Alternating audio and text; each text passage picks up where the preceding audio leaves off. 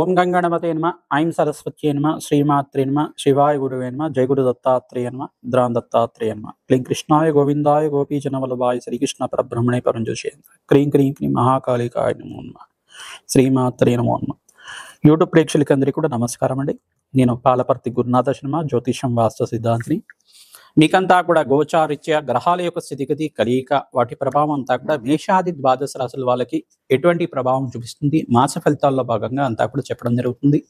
ఈ రోజున మనం చెప్పబోయే విషయం ఏంటిదంటే, ప్రధానంగా చూసుకుంటే 2026 సంవత్సరంలో జనవరి ఆంగ్ల సంవత్సర ఫలితాలంతా కూడా ప్రధానంగా జనవరి నుంచి జూన్ వరకు అంతా కూడా మేషాది ద్వాదశ రాశుల వాళ్ళకి ప్రధానమైన గ్రహాలు ప్రధానంగా ఎటువంటి ఫలితాలు ఇస్తున్నాయి, గ్రహాల యొక్క స్థితిగతి వాటి వీక్షణ అంతా కూడా ప్రభావం ఏ రకంగా చూపిస్తుంది అంతా కూడా తెలుసుకోవడం జరుగుతుంది.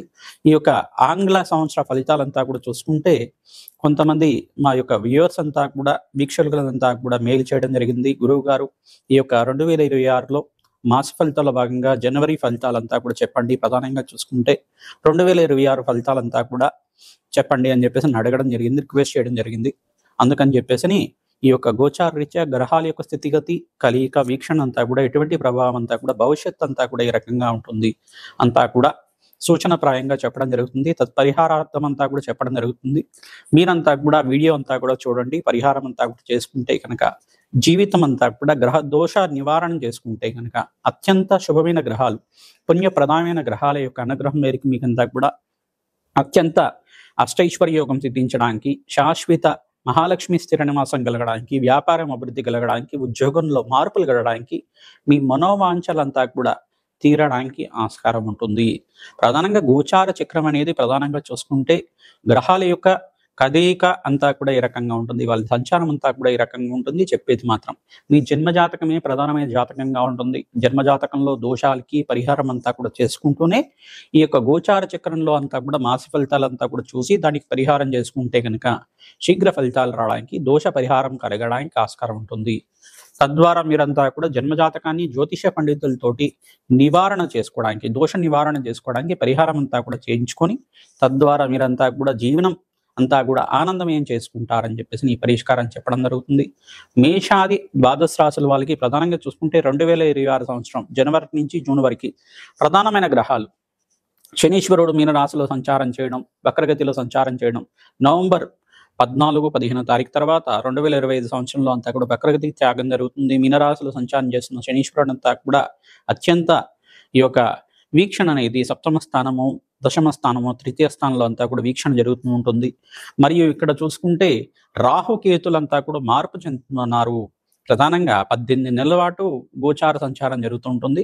ఈ యొక్క రాహుకేతులంతా కూడా చూసుకుంటే రాహు అంతా కూడా 2026 సంవత్సరంలో మే జూన్ ప్రాంతంలో అంతా కూడా కర్కాటక రాశిలో అంతా కూడా కేతు సంచారం జరుగుతుంది. మకర రాశిలో అంతా కూడా రాహు సంచారం జరుగుతుంది.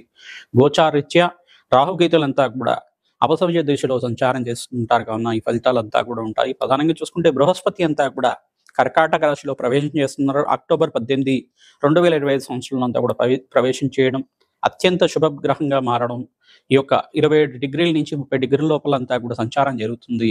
అత్యంత శుభగ్రహంగా బలమైన గ్రహంగా మారుతుంది. బృహస్పతి సంచారం వల్ల అత్యంత శుభ ఫలితాలు రావడానికి ఆస్కారం ఉంటుంది. దేశానికి శ్రేయస్సు కలుగుతుంది. అత్యంత శుభ ఫలితాలు రావడానికి ఆస్కారం ఉంటుంది. ఉన్నతమైన స్థితి కలగడానికి, సంఘంలో గౌరవం పెరగడానికి, విదేశాల్లో అంతా కూడా మన దేశానికి అంతా కూడా అత్యంత బలమైన స్థానం కలగడానికి ఆస్కారం ఉంటుంది. ప్రధానంగా రాహుకేతులు, శనీశ్వరుడు, బృహస్పతి ప్రధానమైన గ్రహాలు కావున వీటి సంచారం మేరకు అంతా కూడా గోచార ఫలితం అంతా కూడా చెప్పడం జరుగుతుంది. మరియు ఇక్కడ మిగతా గ్రహాలన్నీ కూడా చూసుకుంటే ప్రధానమైన గ్రహాలన్నీ కూడా మిగతా గ్రహాలన్నీ కూడా నెల రోజుల పాటు 45 రోజుల పాటు మారే గ్రహాలే కాబట్టి ప్రధానమైన గ్రహాలన్నీ కూడా ఈ యొక్క శనీశ్వరుడు, బృహస్పతి, రాహుకేతు సంచారం మేరకే గోచార ఫలితం అంతా కూడా చెప్పడం జరుగుతుంది.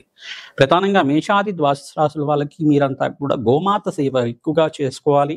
తద్వారా జీవితంలో సకల గ్రహదోష నివారణ జరిగి అత్యంత శుభ ఫలితాలు వచ్చి అష్టైశ్వర్య ప్రాప్తి కలగడానికి, వ్యాపారంలో అభివృద్ధి కలగడానికి ఆస్కారం ఉంటుంది. బంధుమిత్రుల సహాయ సహకారాలు లభిస్తూ ఉంటాయి. మీకంతా కూడా నూతన వ్యాపారాల్లో పెట్టుబడి పెట్టుకోవడానికి ఆస్కారం ఉంటుంది. ప్రతినిత్యం కూడా శ్రీమాత్రే నమః, శ్రీమాత్రే నమః, శ్రీమాత్రే నమః నామాన్ని జపాన్ని ఆచరించండి. తద్వారా మీకంతా కూడా రాజయోగం సిద్ధించడానికి ఆస్కారం ఉంటుంది. రాజయోగ కారణమైన గ్రహాలన్నీ కూడా అత్యంత బలంగా మారడానికి ఆస్కారం ఉంటుంది. ప్రధానంగా శనీశ్వరుడుగా శుభ ఫలితాలు ఇచ్చే విధంగా మారుతున్నాడు కావున మీకంతా కూడా శ్రేయస్సు కలగడానికి ఆస్కారం ఉంటుంది. రాహుకేతు మార్పు వలన కూడా జీవితంలో మార్పులు జరుగుతుంటాయి.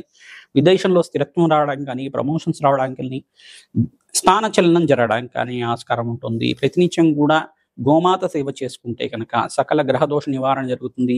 రావి చెట్టుకి, వేప చెట్టుకి ప్రదక్షిణాలు ఆచరించుకోవడం వల్ల అత్యంత శుభ ఫలితాలు కలగడానికి ఆస్కారం ఉంటుంది.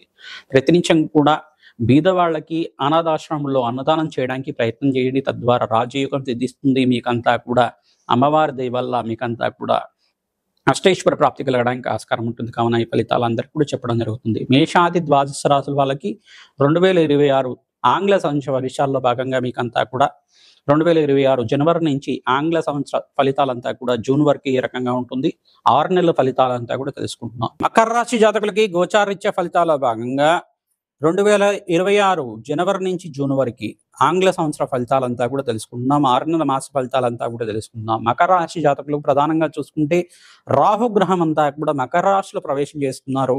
తద్వారా మీకంతా కూడా ఇష్టమైన ఫలితాలు ఉండే విధంగా ఉంటుంది. ప్రధానంగా చూసుకుంటే ఈ యొక్క రాహు మార్పు వల్ల మీకు విపరీతంగా ఖర్చులు పెరగడానికి, విదేశంలో స్థిరత్వం కోసం ప్రయత్నం చేసుకోవడానికి ఆస్కారం ఉంటుంది. ఖర్చులు కూడా విపరీతంగా పెరుగుతాయి. ఆకస్మిక ధనలాభం, ధనయోగం కూడా సిద్ధిస్తూ ఉంటుంది.